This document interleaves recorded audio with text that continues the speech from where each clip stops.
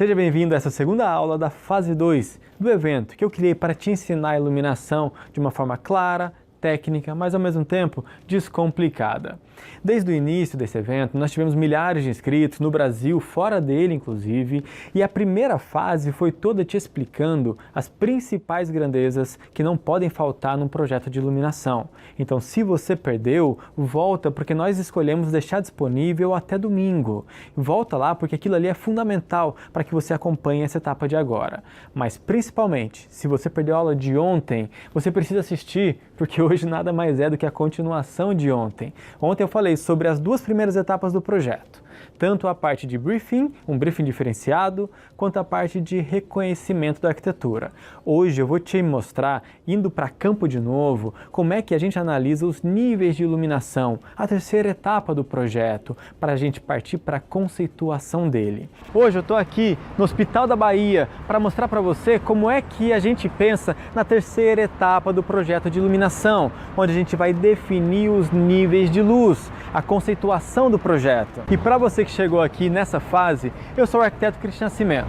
Eu sou especialista em iluminação e acústica, sou um lighting designer, sou professor também na pós-graduação e eu estou aqui para ser um facilitador. O que é isso? É aquela pessoa que facilita o entendimento para que você possa incorporar no seu escopo de conhecimento também a parte de iluminação. Até porque no mercado com tanto profissional, tantos arquitetos, designers, eu sei que a insegurança bate em relação ao retorno que a gente vai ter com a profissão. Mas eu quero que você viva o reconhecimento profissional, a independência financeira que tantos alunos que eu tive vivem depois que aprendem iluminação comigo. Como Janaína, por exemplo, que logo depois que se formou, me contou uma experiência que eu quero compartilhar contigo. Dá uma olhadinha só nela contando isso para nós, ó. Meu conhecimento sobre iluminação era muito básico. Sabia apenas do uso da LED como uma fonte luminosa barata, né? Quando a gente sai, assim, recentemente formada de uma faculdade, a gente fica na insegurança realmente de atingir o mercado, visto que tem muitos profissionais já na área, mas não é algo tão difícil quando você sabe oferecer ao cliente tanto a ambientação como a parte de iluminação, que foi um meu diferencial no novo projeto que pegamos assim recentemente, logo após a formatura. E quando fomos à loja e pedimos todo o material dentro daquilo que projetamos e especificamos cada tipo de fonte luminosa para cada ambiente, que ia surtir efeito também de decoração, os fornecedores, eles ficavam assim, realmente, você sabe o que é IRC? Você sabe? Eu falei, sabemos sim o que é IRC, sabemos o que são os lumens, sabemos o que realmente são esses itens que precisam compor essa fonte luminosa para chegar ao efeito, ao resultado desejado. Foi algo assim interessante.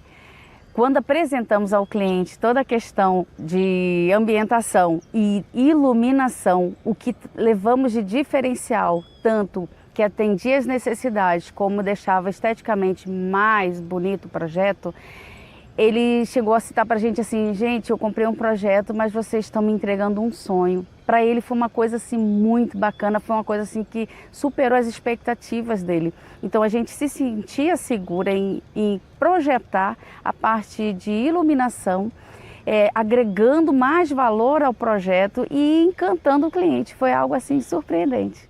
É incrível como a iluminação levanta o valor de um arquiteto, de um designer, não é não? É isso que eu quero que você também viva. É por isso que eu estou ensinando, então, as 4 etapas do projeto luminotécnico. Já passamos pelo briefing, que é a etapa 1, reconhecer com sutileza, com sensibilidade as demandas de um projeto. Passamos pela parte 2, que é o reconhecimento da arquitetura. Nessa fase, a gente percebe todos os conflitos que podem acontecer com outras disciplinas. E agora a gente vai para a terceira etapa, definir os níveis de luz. E é por isso que nós chegamos aqui, para mostrar para vocês como é que essas definições acontecem dentro de um projeto real que foi executado. E para te explicar, eu te trouxe para um projeto que tem as duas demandas principais que nós precisamos cuidar, tanto de uma iluminação laboral para o trabalho, quanto de uma iluminação mais acolhedora para um ambiente de espera, para um ambiente de descanso. E nessa recepção que nós temos aqui, nós precisamos observar essas duas coisas. No briefing, de cara, eu já peguei que essa recepção vai ter uma área tradicional de espera, assim como um balcão de atendimento. Também vai ter um consultório, onde os doutores vão fazer os seus trabalhos cotidianos e também vai ter um atendimento, porque eu vi na planta do projeto que ali tem uma maca, inclusive. E também existe uma sala de exames. Nessa sala, onde vão acontecer exames como colonoscopia, endoscopia e outros tantos. E tem também uma sala de recuperação, porque os pacientes muitas vezes são sedados. Eles precisam de um local de espera para poderem se restabelecer e essa sala de exames já fica disponível, talvez para um outro exame que pode acontecer. Essa dupla demanda de ambientes com atividade laboral e outros de atividades de recesso, de espera, de aguardar o atendimento é muito comum em todo tipo de espaço, em espaços corporativos, espaços comerciais. Essa demanda de você só assistir enquanto o outro tem uma acuidade visual, uma necessidade maior, também acontece em auditórios, salas de aula, igrejas, salão de beleza e mais um monte de ambiente. Por isso que essa etapa do briefing precisa ser feita com muito critério. E observando isso, a gente foi para a segunda etapa, que é reconhecer a arquitetura. Por se tratar aqui de uma pré-existência, eu vim fazer uma visita no local, observei os pontos positivos, os pontos de melhoria que eram necessários e também observei, óbvio, o projeto arquitetônico que foi desenvolvido pela arquiteta Elisete. Com isso tudo, eu já tinha a condição de vir para essa terceira etapa que eu quero te mostrar, para definir os níveis de luz que devem ter em cada um dos espaços. Eu sempre começo essa etapa observando onde é que eu preciso atender a parâmetros normativos, onde tem uma atividade laboral que requer uma acuidade, um nível de luz mínimo adequado para que aquilo ali aconteça. Aqui na recepção, além da área de espera, onde a iluminação pode ser aconchegante, nós temos o balcão de atendimento, que tem parâmetro normativo para ele, afinal tem uma pessoa trabalhando. E confere comigo quanto que nós temos aqui, ó. De acordo com a norma, tem que ter na ordem de 200 lux. Dá uma olhadinha. Saindo da recepção, a gente vem para a sala de atendimento, para o consultório, onde o doutor tanto trabalha sozinho, quanto faz o atendimento do paciente na maca. Então nós temos duas atividades laborais aqui, tanto quando ele trabalha na mesa, quanto quando ele examina. Então nós precisamos atender esses parâmetros e ver na norma quantos lux tem que ter. E é lógico que num consultório como esse, com tanta luz natural, durante o dia, praticamente nem precisa de uma iluminação artificial. Nós já temos aqui, se eu for medir, algo na ordem de 700 lux. E aí, com o controle da cortina, ele consegue colocar o nível de luz que ele quer. Mas nós temos que fazer o projeto de iluminação artificial para os atendimentos noturnos que acontecem aqui também. Então eu vou fechar essa cortina para você ter uma ideia de como é que essa iluminação aqui está atuando, ó.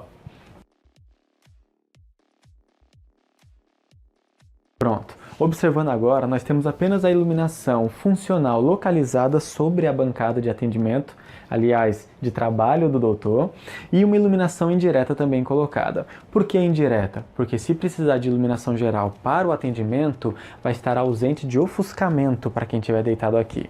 Mas às vezes, depois de um dia de trabalho muito extenso, é muito confortável você trabalhar em um ambiente mais acolhedor. Então a gente previu para aqui a possibilidade de mudar o cenário, de sair de um cenário de uma iluminação mais neutra e fria como essa, para um cenário como esse, ó.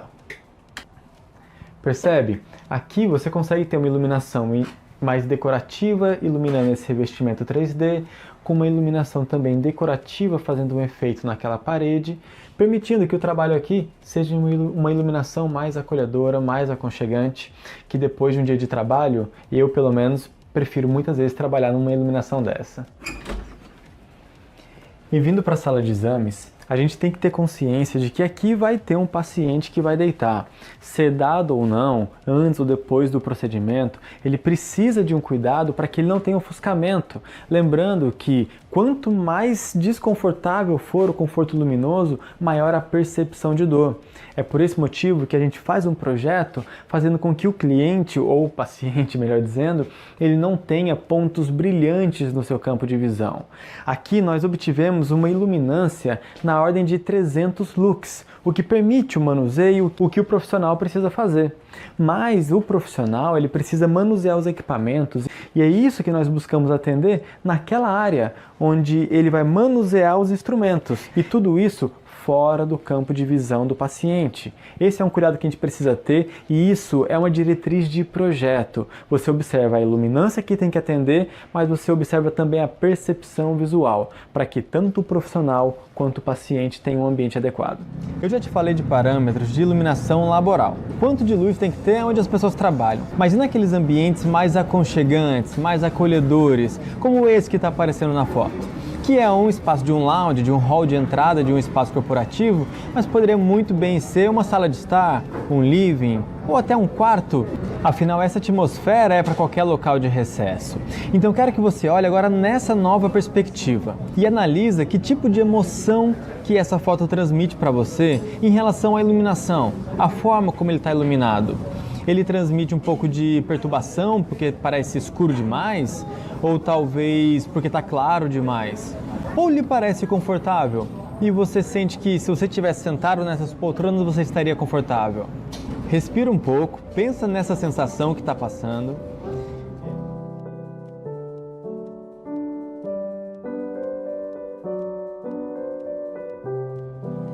E agora me diz, quantos looks você acha que tem nesses 4 pontos? Nas 2 poltronas, no sofá ali do fundo e na mesa de centro. Escreve num papel, escreve aí no computador, em algum lugar. Quantos looks você acha que tem nesses pontos aí? Pronto, agora que você já escreveu, confere comigo. Ó.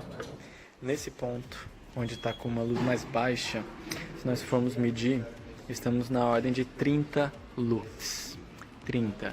Nesse sofá um pouco mais iluminado, a gente vem para 160, 170 lux. Nessa outra área também com luz mais baixa, não há luz aqui em cima. A gente vem para 30, 20 lux. Já no centro, onde está estourando um pouco mais de luz, mas de uma forma bastante aconchegante, passa de 1000, vai para 1500 lux, 1500 lux, 1300. Então a gente vê que esse contraste criado nesse espaço gerou um ambiente com esse aspecto. Você viu que naquelas 2 poltronas nós temos 30 lux só. No sofá, que está mais ao fundo, a gente vai para 160 e na mesa de centro, 1.300, 1.400 lux. Olha a diferença, olha o contraste. E lembra da emoção que essa imagem te transmitiu do ambiente quando você viu pela primeira vez. Mas agora vamos lá para...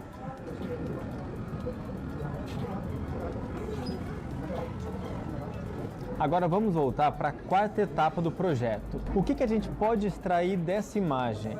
Repare que onde as pessoas se sentam, o nível de luz é muito mais baixo do que o ponto para onde as pessoas estão viradas. Inclusive, nas poltronas individuais, há maior discrição. O nível de luz é ainda mais baixo do que naquele sofá coletivo, onde mais pessoas vão se sentar. É interessante pensar quando o posicionamento, o nível de luz é pensado em cada setor, né? Voltando para a etapa 3, dá uma olhada nessa outra perspectiva, ali para o balcão. De cara chama a atenção os baffles, esses materiais acústicos colocados no teto, que estão completamente harmonizados com a iluminação, você está vendo? Agora, vamos falar de iluminação. Quantos lux você acha que tem naqueles 2 pontos da bancada? Lembra, para e escreve aí primeiro, depois você olha a resposta. Um ambiente que, pelas cores, aparenta estar mais escuro, temos essa iluminação localizada, com lâmpadas colocadas ali dentro. Repare, com lâmpadas colocadas aqui dentro, nos 2 lados, e um ponto direcional ali, que se assemelha a uma mini dicróica. Nesse ponto, onde parece que a iluminação está baixa, nós vimos medir e encontramos quase 600, 500 lux nos pontos mais fortes, enquanto que estamos com 100, 150, 200. Pronto, e aí, o que você achou? Você viu que em um ponto ali, por ter uma luz focal, bate os 500, 600 lux. Já no outro ponto, onde não tem essa luz focal, é só uma luz com facho mais aberto, a iluminância está na ordem de 200 e poucos lux, o que a norma pede mesmo, afinal ali tem uma pessoa trabalhando, né? E você começa a ver que faz todo sentido cuidar da percepção visual nos ambientes, mas você não pode descuidar em momento algum da parte dos cálculos, da condição adequada de visibilidade para uma pessoa que naquele ambiente de aconchego vai estar trabalhando. E para fechar a combinação das etapas 3 e 4 do projeto, eu trouxe você para um supermercado, que segundo a norma é um ambiente comercial de varejo. Se for um espaço pequeno, tem que ter 300 lux. Se for grande, 500 lux. Mas você já percebeu que o ambiente, quando ele é mal iluminado, com pouca luz ou uma estratégia que não é boa, a percepção de que o ambiente é sujo acontece? Eu acredito que é por isso que esse supermercado não se ateve em apenas atender a norma. Ao fazer essa medição aqui, eu vejo que eles estão atendendo aproximadamente a 1000 lux, mais ou menos 1000 lux, ou seja, a gente está falando de quase que 2 a 3 vezes mais iluminância do que a norma pede. E isso faz com que a gente perceba o ambiente mais limpo.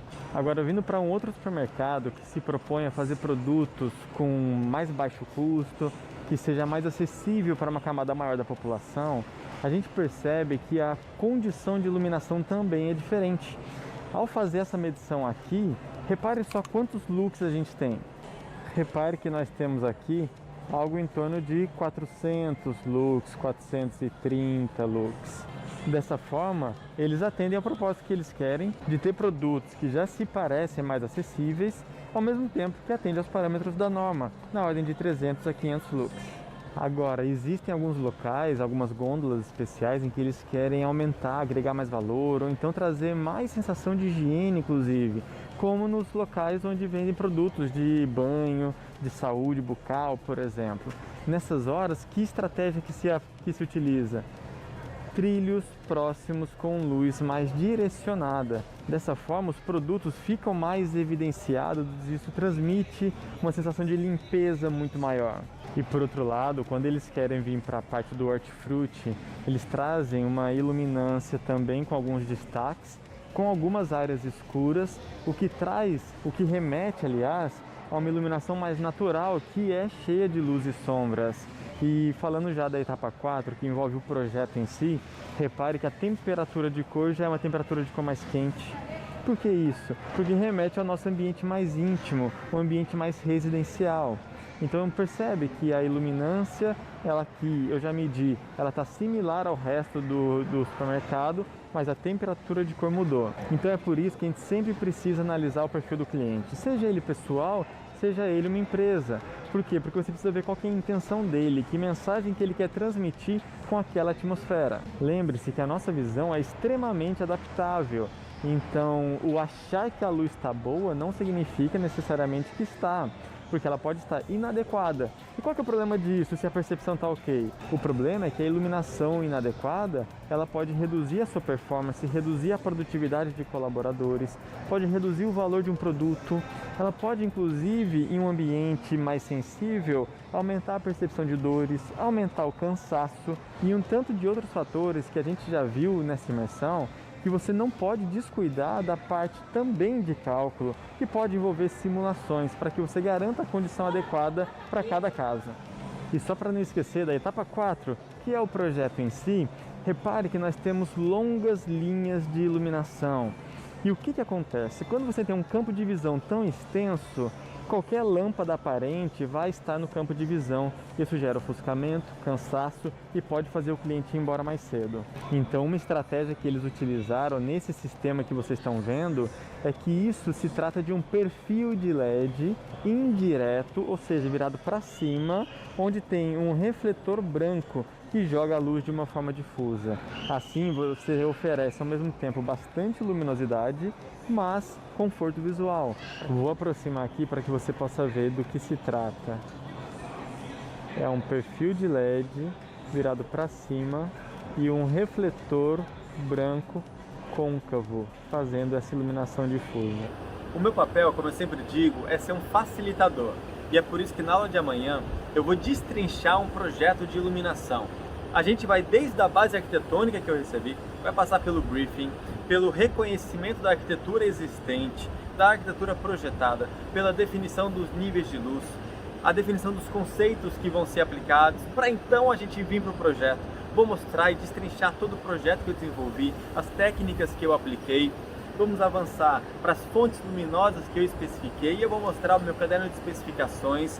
Por fim, como foi que o resultado ficou, o resultado final, porque eu tive visitando esse espaço, então você vai ver fotos de como é que o espaço ficou no final. E não perde a oportunidade de você fazer o exercício, essa atividade prática, que é a hora em que você vai tirar da mente a sua ideia, para que você comece a experimentar esse tipo de projeto, esse tipo de pensar no projeto e inclusive de ter uma avaliação pessoal minha, ali apontando coisas que você acertou e aprimoramentos que você pode ter para o seu desenvolvimento profissional. E lembra, inclusive, que se você fizer o melhor projeto, você vai ter a oportunidade de integrar minha equipe, de acompanhar um projeto por trás das cortinas, vendo como é que é uma demanda real, como é que a gente trata isso dentro de um escritório especializado. Essa é uma oportunidade de aprender muito mais ainda com a gente, assim como Letícia, que foi a vencedora do último concurso. Dá uma olhadinha nela contando como é que foi a experiência de acompanhar esse projeto com a gente. Meu nome é Letícia Pérez e eu participei no início desse ano do curso do Christian e de fato ela foi muito enriquecedora porque a gente viu em um curso gratuito conteúdos que agregaram muito na minha formação. E a gente também trabalhou com atividades que possuíam premissas reais. E isso é muito interessante quando a gente está falando de projeto, de arquitetura. E dentro de todas essas atividades, você podia se submeter a um concurso que o Christian lançou. Eu fiz atividade pensando nisso. E de fato foi muito legal, porque eu consegui vencer esse concurso e consegui participar de reuniões, visitar a obra que estava acontecendo lá na Casa Acústica, além de acompanhar também, né, pelos vídeos do diário de obra lá da Audium. E tudo isso foi uma experiência muito especial e eu recomendo que vocês participem, que vocês tentem e se dediquem, porque vai valer super a pena. Muitos alunos estão aproveitando essa oportunidade para criar novas pontes de conexão, aumentando o seu network, inclusive comigo. Por isso, faz um print dessa aula, posta nos seus stories e me marca. E já compartilha coisas que você aprendeu, para que as pessoas também comecem a se conectar com você. Deixa também um comentário no último post, que é relacionado a essa aula, explicando alguma coisa que você já aprendeu. Porque lembra que isso é fundamental para você usufruir das oportunidades que a iluminação pode te trazer, tá certo? Se prepare que amanhã a gente se encontra de novo então. Um grande abraço e até lá. Tchau, tchau.